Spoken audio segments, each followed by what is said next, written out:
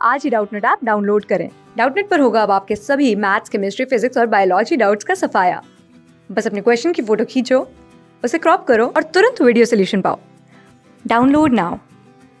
नमस्कार दोस्तों, डाउटनेट में आप सभी का स्वागत है। दोस्तों आइए बढ़ते हम अपने प्रश्न की तरफ।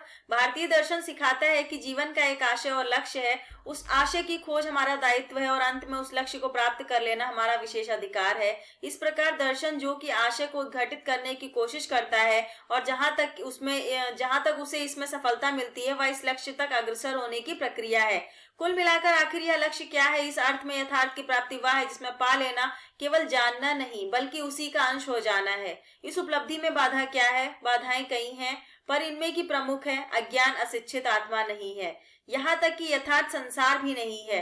यह दर्शन ही है जो उसे शिक्षित करता है और अपनी शिक्षा से उस अज्ञान से मुक्ति दिलाता है जो यथार्थ दर्शन नहीं होने देता।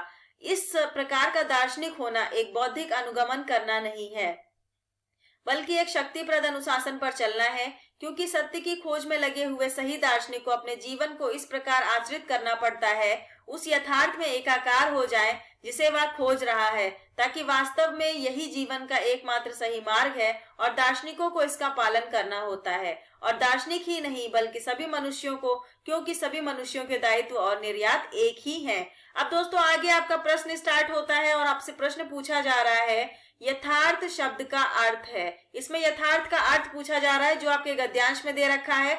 तो पहला विकल्प है हमारा प्रत्यक्ष, दूसरा विकल्प है परोक्ष, तीसरा विकल्प है वास्तविक और चौथा विकल्प है सामने।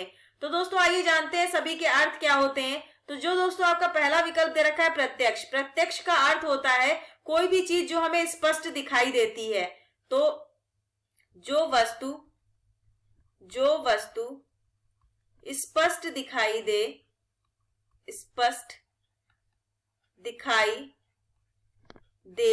उसे हम क्या कहते हैं? उसे हम प्रत्यक्ष कहते हैं। दूसरा विकल्प हमें दे रखा है परोक्ष। दोस्तों परोक्ष होती है जो वस्तु आंखों के सामने ना हो, मतलब आंखों से जो वस्तु ओझल होगी वो क्या कहलाएगी? हमारी परोक्ष कहलाएगी। अब बढ़ते हैं हम अपने तीसरे विकल्प की तरफ और तीसरा विकल्प हमारा दे रखा है वास्तविक। जो वस्तु वास्तव में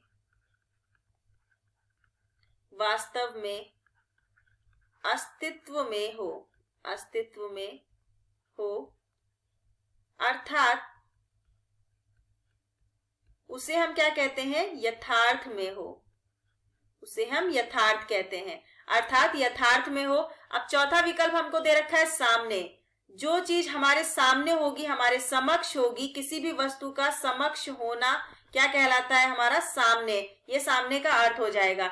तो दोस्तों यहाँ पर आप देख पा रहे हैं जो हमारा तीसरा विकल्प दे रखा है वास्तविक। वास्तविक का क्या हो? जो वास्तव में अस्तित्व में हो वही चीज यथार्थ होती है, वही चीज वास्तविक होती है। तो यहाँ पर जो यथार्थ का सही अर्थ हो जाएगा वह होगा वास्तविक। धन्यवाद दोस्तों।